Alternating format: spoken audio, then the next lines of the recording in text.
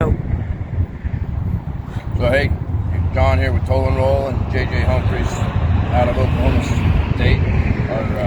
Salisaw, Oklahoma. Salisaw. I'm gonna tear that word up every time I say it. Little update for us. Wife and I were in DC with the crew. We're bouncing back home. We had to come through and say hi to JJ and give him some Sasquatch. The Sasquatch love, right? And so while we're in DC, things were good, but we had gatekeepers again at a lot of the doors. These guys and gals are young, interns, getting educated in the ways of DC, but educated in the wrong ways, I feel. A lot of them have zero legislative instincts, and they're getting the wrong things taught to them by the wrong people, and then that name and title goes to their head. And from what we saw, we got while we were there, a lot of young people doing the wrong kind of work, and we need to get back to the roots of how the people get taken care of by their legislative branches. Well, a lot of times, especially when we're talking about Washington, D.C., they make a lot of promises. Politicians, I know this will shock everybody, but politicians make a lot of promises, and so you go back thinking that we can expect some of those things to be done. Instead, you can't even get a meeting with them.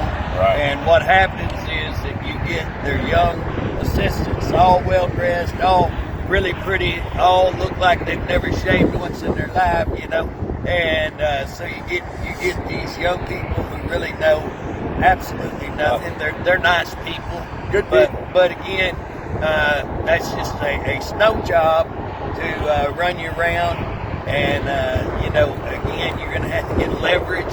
And it's a sad day that the people, they work for us, but they've forgotten who they work for. And so you just have to keep going back and trying to find the leverage it takes to get these bills heard. 7 trips from Oregon to DC to get my senator to have one of his in-house staff people that's a regular full-timer. So they've got interns that are part-timers that are just there for 6 months in a whack. But these long-termers and full-timers are there for a year to 2 years in a whack. And it took us 7 months and 7 trips to get a 20-minute conversation.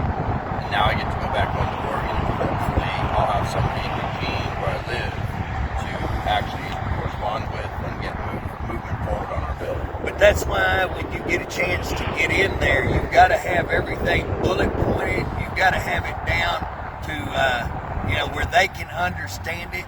So when you give them a big bill, and again, you have to have the bill ready to go, and it has to be detailed, but you don't go in and present that. What you go in and present is just the bare bones bullet points. This is what we need. Guys, this bill is going to do great things for us out here in the community. This bill is actually for you to do things to straighten out all of the corruption and all of the things that we have wrong with, especially in our court systems, and we're calling it out, trying to fix that. And so, it's just going to take a lot of work, and it takes a lot of lobbying, and it takes a lot of trips to go back. And again, you need to be calling your senators and your representatives saying they need to look at this bill, they need to get this bill in, get this bill heard, and get this bill moving. Listen to the people, the people who pay your ticket. You gotta show off your shirt, sir. You got it. Hey. This guy's on a campaign hunt. Yep, we're here in Oklahoma. I'm running for lieutenant governor. If I don't win, I've got the coolest shirt, so vote for JJ. Make it happen. Nice. Thank you. The Legends lieutenant governor. Guys, we're doing that. We've got a lot of corruption here in Oklahoma. We have filed a grand jury here in Oklahoma. It's cold. And you would not believe that even the Supreme Court justice who's named on that has ruled. We've had fraud in the elections in counting these signatures. We've actually proven that there was fraud, and they still threw it out and illegally threw it out. We appealed that to the Supreme Court. The justice in the Supreme Court, who is mentioned in the petition, ruled on his own petition. You can't make that up.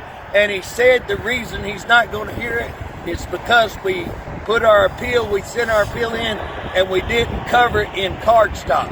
Now we're trying to keep people from being molested, child sex, rape, all of that, calling this out, and our Chief Justice was worried about card stock. Is that not insane? That's what we're fighting. That's what we're calling out in Washington, D.C., is asking that kind of stuff, that these out-of-control judges and family courts and mortgage courts and the bar and the DAs, that they're called back in.